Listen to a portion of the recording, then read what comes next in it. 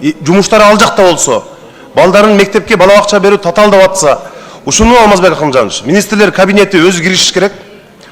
Тышкы иштер министрлиги, биздин Орусиядагы элчилик кандайдыр бир борборлорду түзүп, орус тилин окутуу боюнча иш аракеттерди жасашыбыз керек.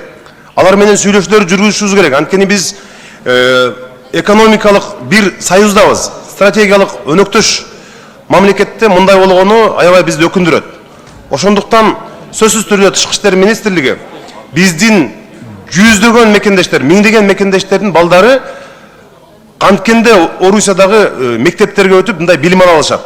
Бала бакчаларга өтүшөт, аябай тоскоолдуксуз.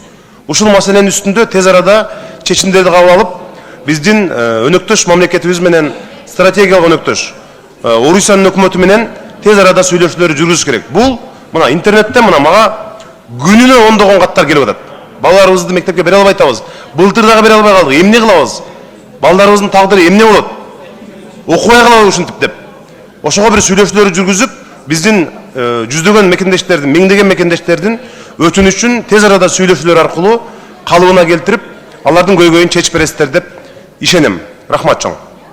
Урматтуу мекендештер, негизиле балдар мурда ата-эне регистрацияны балдарга кылдырбай Сахаровдон дактилоскопия өткөрбөйлө, метасвечini өткөрбөйлө жүрчү эле. Эми 2025-жылдан баштап миграция жаатында мыйзамдар күчүнө кирип иштей баштагандан кийин бул жааттан да орчундо болуп калды. Кичинекей балдар дагы сөзсүз түрдө Сахаровага барып, отпечатки пальца тапшырып, андан тышкары дактилоскопия жана метасвечini өтүш керек. 6 жаштан баштап 13 жашка чейин чектелген метасвечini өтөт. 13 жаштан кийин чоң киши катары эле бүт толук метасвечинин баарын өтөт.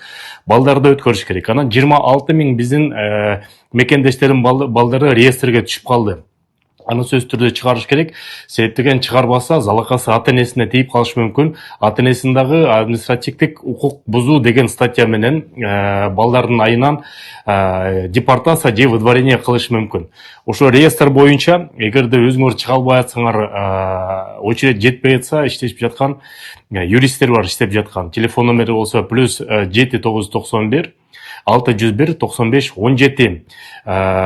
Эмгек акысын алат, адвокаттар катары эле, бирок мекендештери чыгарып жардам берип атат. Такыр болбой калса, ошол юристтерге кайрыла бериңиздер мекендештер.